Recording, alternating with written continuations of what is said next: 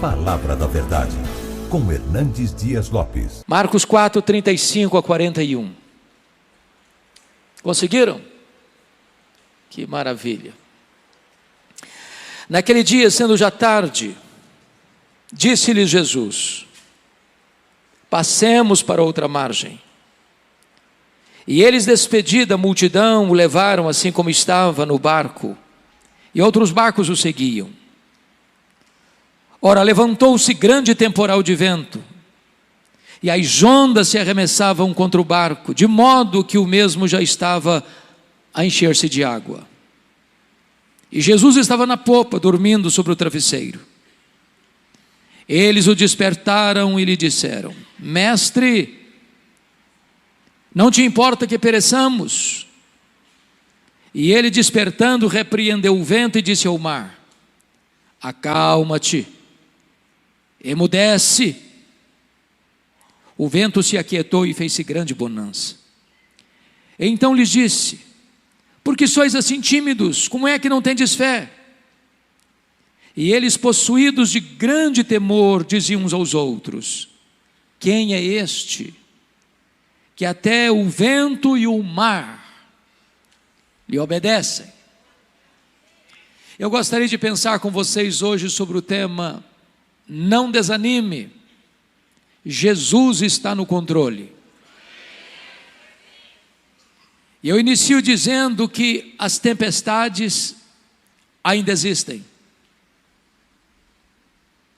E primeiramente, as tempestades são inevitáveis. Ninguém navega pelos mares revoltos da existência sem enfrentar tempestades. Elas chegam para todos, ricos e pobres, homens e mulheres, doutores e analfabetos, crentes e descrentes. Ninguém passa ileso na vida sem enfrentar tempestades. Talvez você que está aqui hoje esteja enfrentando alguma tempestade terrível, que joga o barco da sua vida de um lado para o outro, ao sabor do vendaval. Talvez essa pandemia que já está indo embora, louvado seja Deus, retratou essa realidade.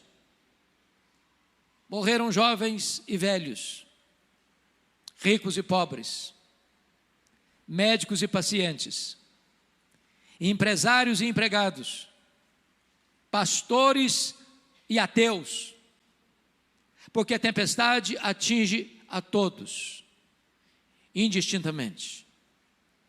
Mas em segundo lugar, as tempestades da vida não são apenas inevitáveis, elas são também imprevisíveis. Elas chegam de súbito, sem mandar aviso prévio. E às vezes colocam a sua vida de ponta cabeça. É um acidente grave. É um divórcio doloroso. É um luto traumático. É um rompimento de um namoro, de um noivado, deixando sequelas e cicatrizes. É uma perda financeira radical. É uma situação que você nunca imaginou passar na vida, mas está passando. Sabe por quê? Porque as tempestades são imprevisíveis. Elas chegam sem você jamais ter imaginado passar por elas. Esse fato pode ser ilustrado pela própria geografia deste espaço aqui. Eu acho que todos vocês sabem que o chamado Mar da Galileia, ou Lago de Genezaré, ou Lago de Tiberíades, não é um mar, é um lago. E é um lago de águas doces. O maior reservatório de água doce do Oriente Médio. Esse lago tem 21 quilômetros de comprimento por 14 de largura.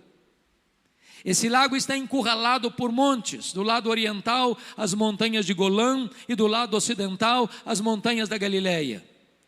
Esse lago está a 220 metros abaixo do nível do mar Mediterrâneo. E um fato muito curioso acontece nessa região. No extremo norte de Israel está o monte mais alto de Israel, o Monte Hermon, cujo cimo fica coberto de gelo praticamente o ano todo. E então, de vez em quando, o vento gelado desce dessas montanhas cobertas de gelo, encurralado pelos montes, bate na superfície desse lago. Às vezes, sol a pino e começa uma tempestade de vento, repentinamente. Foi certamente isso que aconteceu. Quando Jesus disse para eles, passemos para outra margem, não havia certamente nenhum sinal de tempestade. Mas enquanto navegavam, a tempestade chegou subitamente, transtornando a vida deles. É assim na vida também. Você não planeja, você não espera, mas a tempestade chega. Mas em terceiro lugar, as tempestades são também inadministráveis. Aqueles discípulos, boa parte deles, nasceram ao redor daquele lago, trabalhavam naquele lago, conheciam cada palmo daquele lago, já tinham passado por outras tempestades naquele lago e superado as tempestades, mas agora eles não conseguem controlar o barco, eles estão à deriva, eles estão rodopiando no meio do mar, indo para eles ao naufrágio inevitável. É assim na vida também, meus irmãos. Coisas domésticas, coisas familiares, de repente ficam estranhas. Relacionamentos tão harmoniosos, de repente ficam tempestuosos. Aquele filho, aquela filha tão obediente, de repente se torna rebelde. Aquele marido tão amável, de repente se torna tão duro no trato. Aquela esposa tão carinhosa, de repente se transforma numa mulher indiferente e ácida. As circunstâncias da vida que pareciam tão favoráveis e você estava ainda de vento em popa, de repente o vento contrário começa a lançar-se sobre você e a sua vida começa a sofrer riscos e perigos. E você não consegue administrar. E as rédeas saem das suas mãos e o leme não obedece mais o seu comando.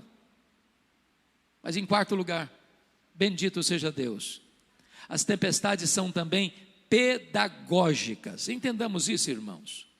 Nós cremos numa doutrina gloriosa que nós chamamos de soberania de Deus. Nós não cremos em acaso, nós não cremos em sorte, nós não cremos em azar, nós não cremos em determinismo cego, nós não cremos em olho gordo, nós não cremos em misticismo. Nós cremos que a mão de Deus dirige o nosso destino. Nós cremos que Deus está no trono, que Ele tem as rédeas da história em suas mãos, e que nenhuma folha cai de uma árvore no outono sem que Deus saiba, sem que Deus permita. As tempestades que vêm sobre a sua vida não vêm para destruir você, vêm para fortalecer e tonificar as musculaturas da sua alma. As tempestades não vêm para nos destruir, vêm para nos fortalecer, não vêm para nos reprovar, vêm para nos aprovar na presença de Deus. Então, dito isso, à guisa de introdução, com a Bíblia aberta comigo no texto, eu gostaria que você considerasse essa passagem comigo. O contexto aqui é que Jesus passara todo aquele dia ensinando as parábolas do reino. E se você já deu aulas, ou pregou, ou deu palestra um dia inteiro, no final do dia você está exausto. E então diz a Bíblia que depois de dar estas palestras sobre o reino de Deus, ensinar essas parábolas, Jesus diz para os seus discípulos: passemos para outra margem. E diz a Bíblia que Jesus entrou no barco, pegou um travesseiro, foi lá para trás do barco na popa, deitou e dormiu, porque ele era homem, perfeitamente homem, e estava cansado. E nesse momento então os discípulos começam a navegar, quando a tempestade súbita chega, e eles tentam administrar o problema, e não conseguem. E de repente, quando o barco estava à deriva e prestes a naufragar, eles recorrem a Jesus com a pergunta em tom de censura: mestre, não te importa que pereçamos? E diz a Escritura que Jesus levanta, acalma o mar, aquieta o vento e pergunta para eles: por que sois assim tímidos? Como é que não tendes fé?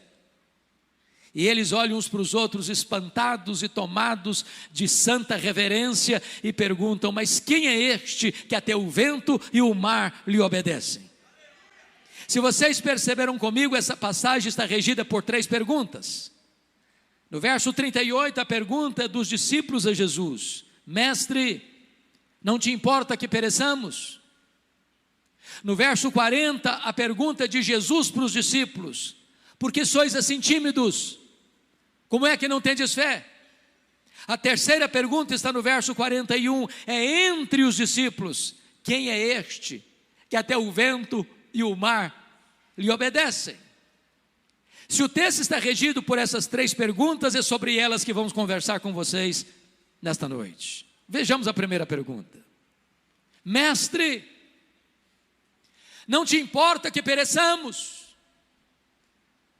Eu quero dizer que essa é a sua pergunta, essa é a minha pergunta, essa é a nossa pergunta na hora da dor, na hora da angústia, na hora do desespero, na hora que a morte nos mostra a sua carranca, na hora que as circunstâncias saem das nossas mãos, na hora que o medo tenta nos encurralar, na hora que as forças do nosso braço já não existem mais, na hora que o barco da nossa vida não obedece mais o nosso comando, todos nós ficamos aflitos.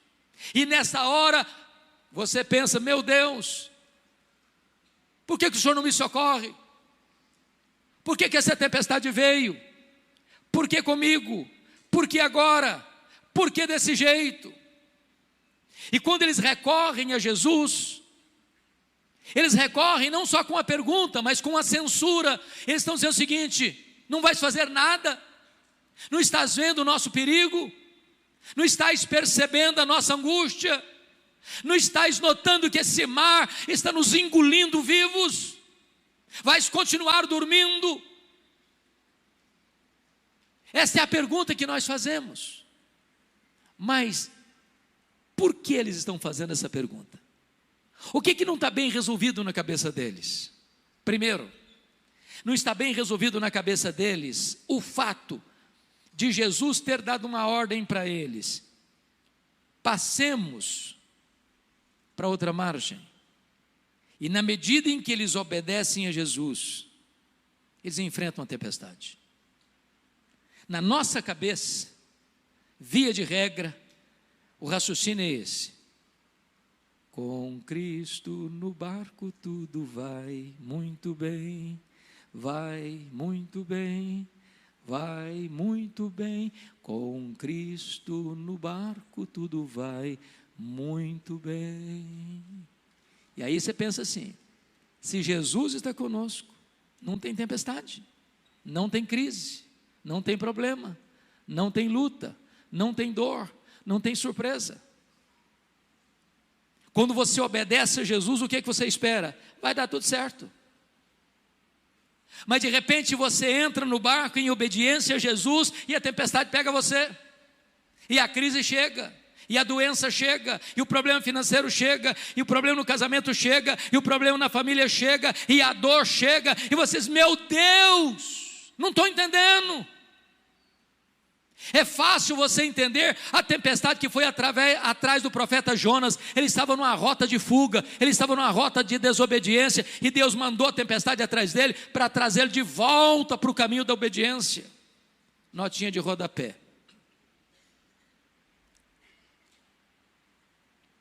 crente rebelde e desobediente é endereço certo de tempestade, sabia? Deus vai mandar a tempestade atrás de você, não para destruir você, para trazer você de volta. Agora, o que você e eu não entendemos é como nós estamos fazendo a vontade de Deus e a tempestade nos apanha. Não estava bem resolvido isso na cabeça deles. Segunda coisa que não estava bem resolvido na cabeça deles: como conciliar a urgência da necessidade deles com a demora de Jesus em atendê-los. Eu pergunto a vocês: o que Jesus estava fazendo naquele barco? Dormindo. Quem está dormindo não está agindo. E sabe, irmãos, pior do que a tempestade para nós é a demora do socorro. Tem hora que a demora de Deus grita mais alto nos ouvidos da nossa alma que o barulho mais ruidoso das circunstâncias mais adversas. Talvez foi a dor de Marta, quando manda um recado para Jesus: está enfermo aquele a quem amas. E eu fico imaginando que, já que tinha muita gente na casa da Marta e da Maria, as perguntas eram essas: será que ele vem mesmo? E Marta respondia: claro, ele nunca nos deixou na mão. E o Lázaro piorando. E Marta talvez olhando na estrada se Jesus apontava. E alguém chegava e dizia: ô Marta, eu acho que Jesus não vem. Vem, ele não deixa na mão não. Ele vem, ele é amigo da gente. Ele não vai nos deixar de socorrer não, ele vai chegar. E o Lázaro piorando. E daqui a pouquinho alguém chega e diz: ô Marta, seu irmão acabou de morrer. E o seu Jesus não chegou. Os judeus que estavam na casa da Marta disseram assim: por que ele não curou o Lázaro? Ou por que não evitou que Lázaro morresse? Ele não fez curas à distância, por que não curou o Lázaro? Quantas vezes você já passou noites indormidas, madrugadas insones, com essa grande angústia: meu Deus, por que o Senhor deixou isso acontecer? Por que o Senhor permitiu isso? Por que o Senhor não veio? Por que o Senhor não socorreu? Por que o Senhor está demorando? Por que eu oro e a doença se agrava? Por que eu peço e o problema não se resolve? Por que eu insisto e choro e jejuo e clamo e a única voz que eu escuto é o barulho das ondas sovando o barco da minha vida?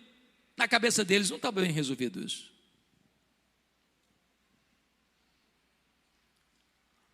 Mestre, não te importa que pereçamos?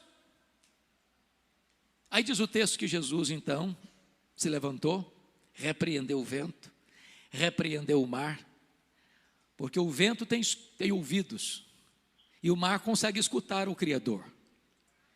E eu fico imaginando que o mar, como uma fera selvagem, ao escutar o comando do Criador, vai se encolhendo, e o vento vai se recolhendo às recâmaras, e tudo se faz calmo e bonançoso. Eu quero dizer para você que a sua tempestade é maior do que você, mas a sua tempestade está debaixo do controle do Senhor Jesus. O mar se revolta na sua vida, mas o mar escuta a voz de Jesus, e na hora que Ele mandar, o mar se acalma, o vento cessa, e haverá bonança na sua história e na sua vida. O que eu acho maravilhoso, pastor Marcos, nesse texto, é que há 2 registros de tempestades nos evangelhos. Este é o primeiro, e curiosamente Jesus primeiro acalma a circunstância, para depois acalmar os discípulos.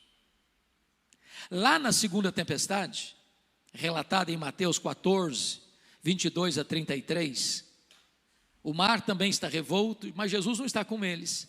E Jesus vem caminhando sobre o mar, e os discípulos ficam apavorados, pensando que é um fantasma. E antes de Jesus acalmar a tempestade, Jesus acalma os discípulos, dizendo assim: tende bom ânimo, sou eu, não tenham medo. Por que Jesus mudou de metodologia na segunda tempestade? Porque tem hora que Jesus sabe que a tempestade da sua vida não está dentro de você, está fora de você. Tem hora que Jesus sabe que a tempestade não está fora de você, está dentro de você. Tem hora que Jesus não tem que acalmar a circunstância, tem que acalmar o seu coração.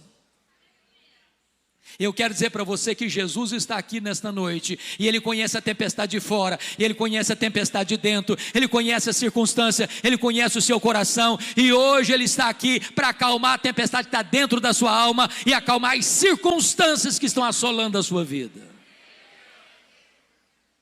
E depois que Jesus acalma o mar e o vento, agora vem a segunda pergunta do texto, e Jesus pergunta assim: por que vocês estão com medo? Por que vocês não têm fé? E eu fico perguntando a mim mesmo: meu Deus, se eu estivesse lá, eu estaria com medo? Um barco frágil, de noite, o mar moendo o barco rodopiando no meio do mar, se enchendo d'água, indo à beira do naufrágio, você estaria com medo?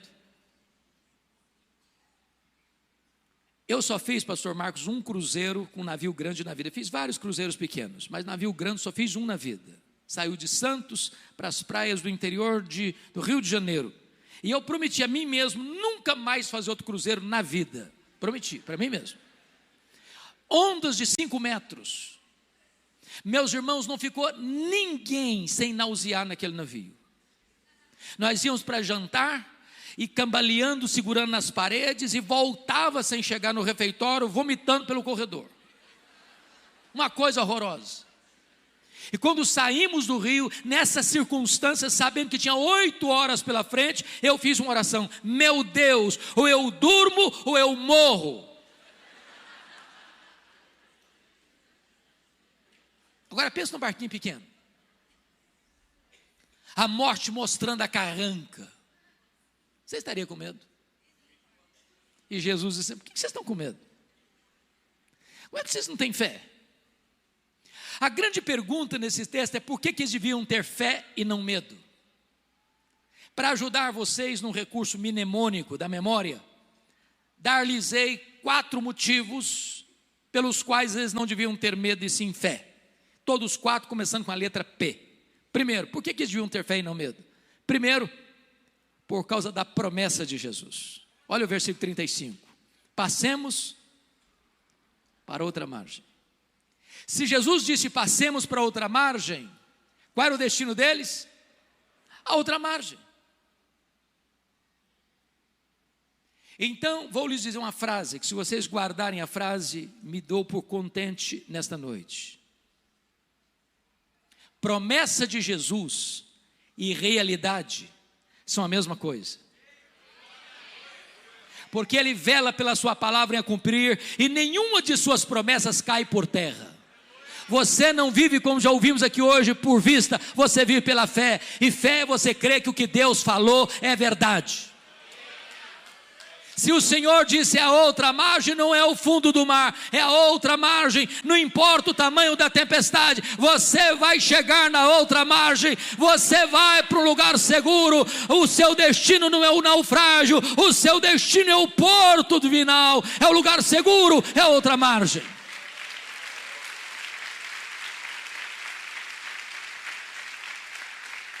Por que eles deviam ter fé e não medo? Em segundo lugar, primeiro, por causa da promessa. Segundo, por causa da presença. Jesus estava dentro do barco. E quem é Jesus? É o Criador do céu, é o Criador da terra, é o Criador do mar, é o Criador do universo, é o seu Criador. A criatura não pode ser maior que o Criador, a criatura não pode vencer o Criador. Se Jesus estava dentro daquele barco, aquele barco não podia naufragar.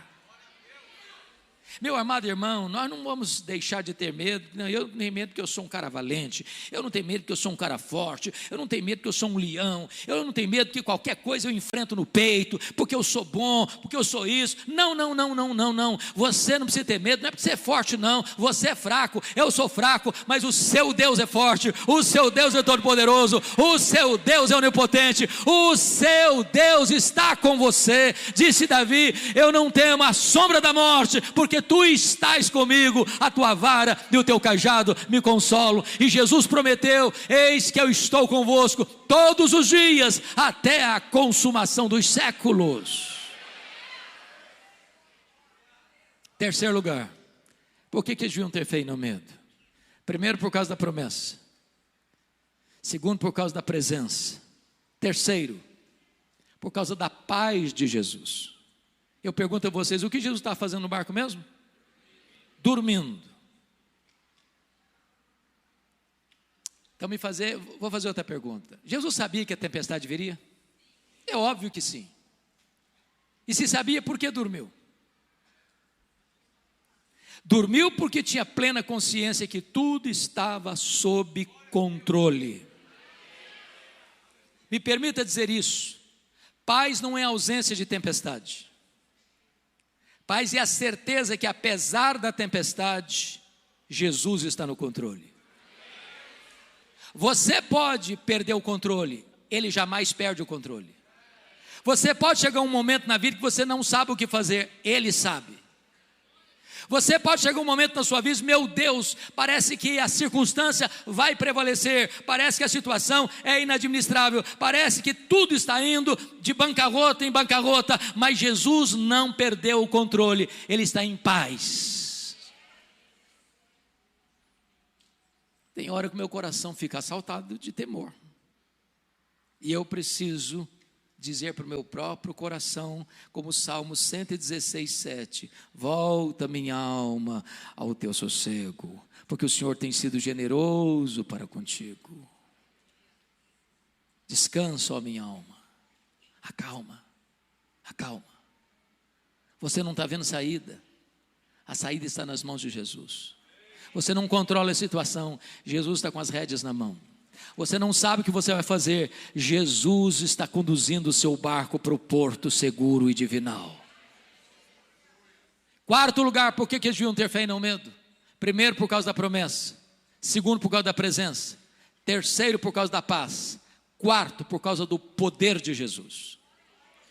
Se vocês perceberam, toda essa passagem está ao redor de outros textos que retratam o poder de Jesus. Por exemplo, aqui Jesus tem poder sobre as leis da natureza.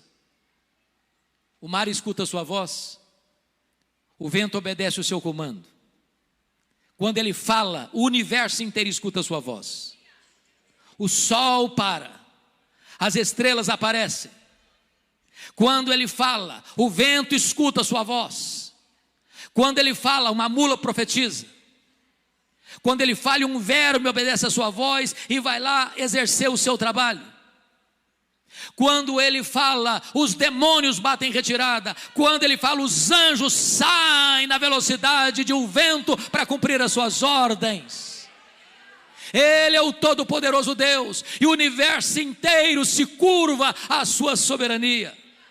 Ele tem o controle, Ele está no comando, Ele é Deus. Mas em segundo lugar, se você perceber, quando termina esse texto, Jesus desembarca do outro lado, na região que nós conhecemos como Decápolis, as 10 cidades gentílicas, num despenhadeiro, de noite, dentro de um cemitério. E tudo que você não espera ver dentro de um cemitério de noite, a gente viva. E lá tem um homem furioso, nu, ferindo-se com pedras, violento, correndo entre os sepulcros, gritando desesperadamente, tomado de 6.000 demônios. Legião era a maior corporação romana do exército romano, 6.000 soldados, composto de flecheiros, de arqueiros, de lançadores, de cavalaria, de infantaria. Era uma máquina de guerra. Por onde passava uma legião romana, tudo era destruído. Dentro de um único homem havia 6.000 demônios. E Jesus vai lá de noite, dentro de um cemitério, para um homem que está enjeitado da família, um homem foragido da justiça, que não tem algema que consegue detê-lo. E Jesus o liberta, e Jesus o cura, e Jesus o transforma, e o Jesus envia de volta para a sua família como um missionário. Sabe por quê? Porque Jesus tem poder sobre as leis da natureza, e Jesus tem poder sobre os demônios.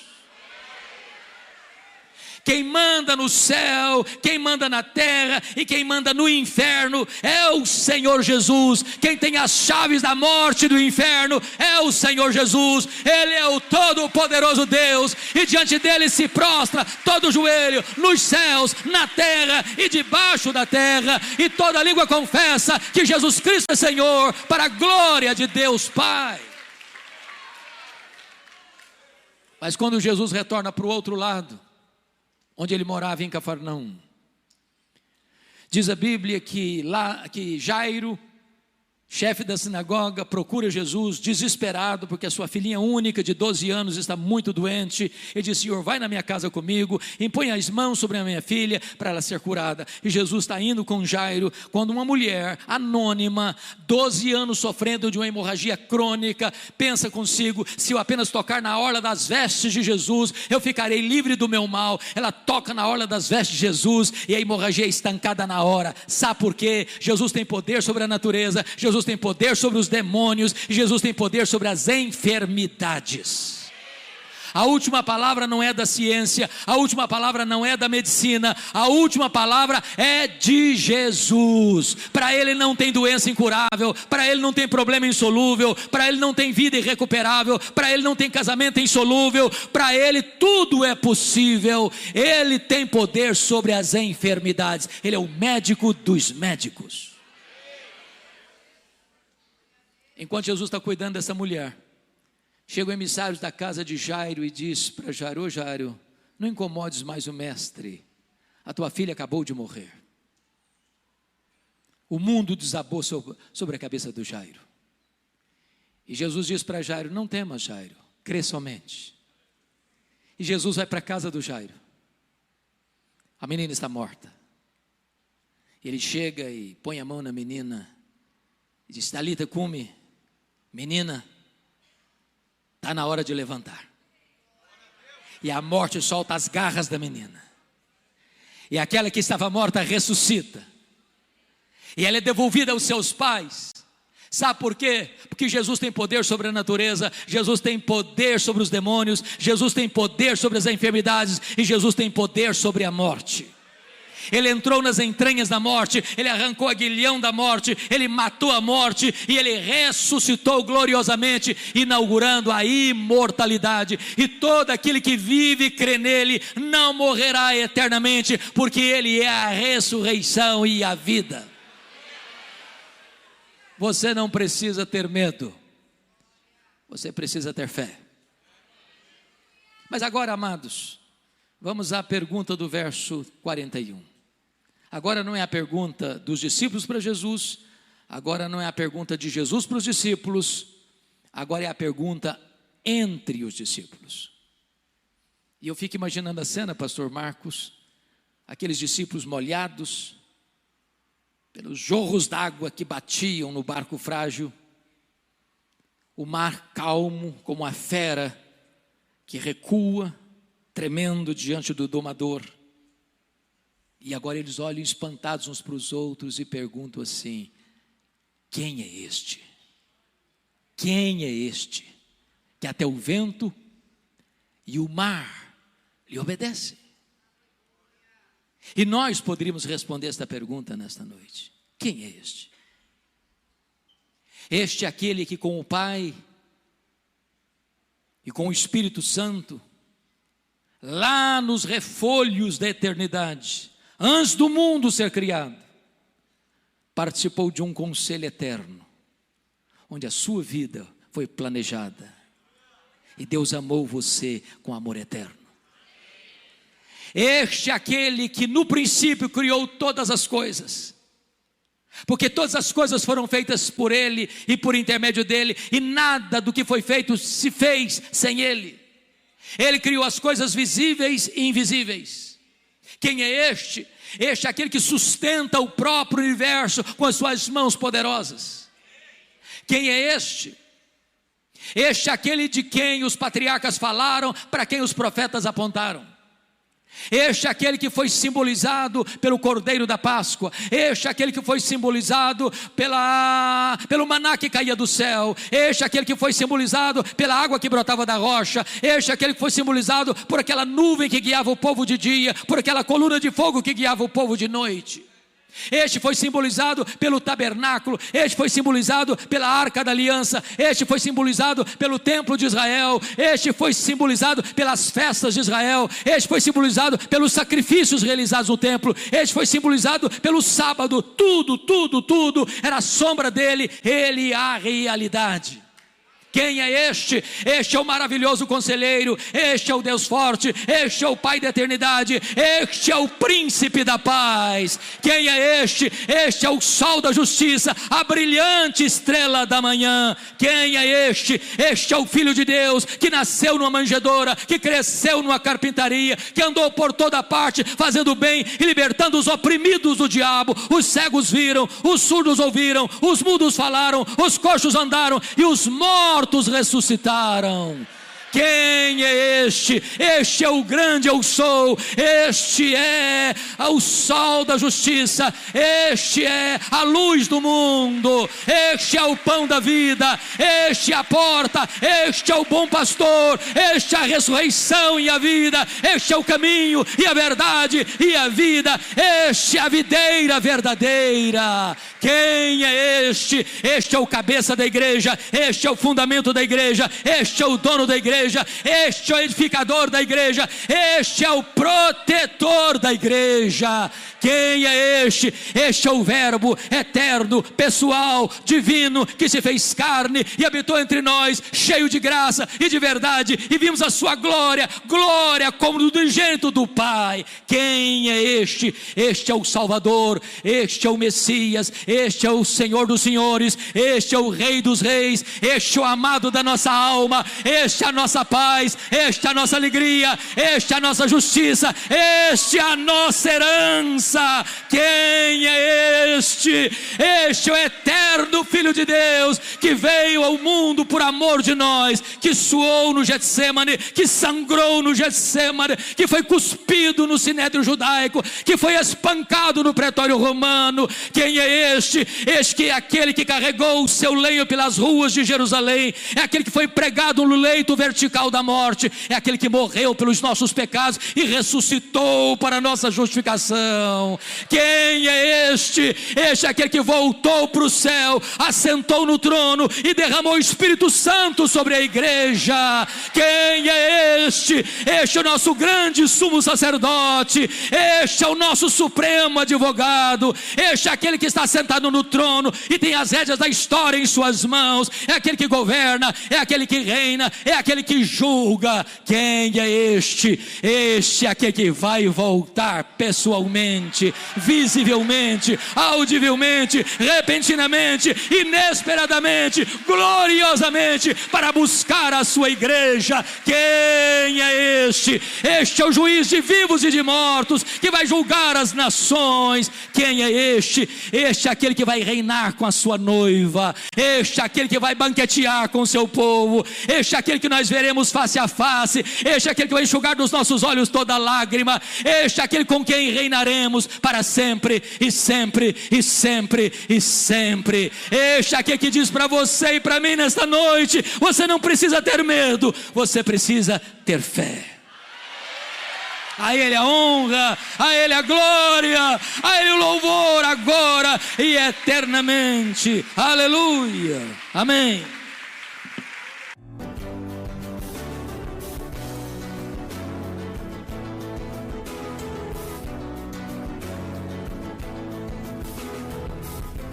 Palavra da Verdade, com Hernandes Dias Lopes.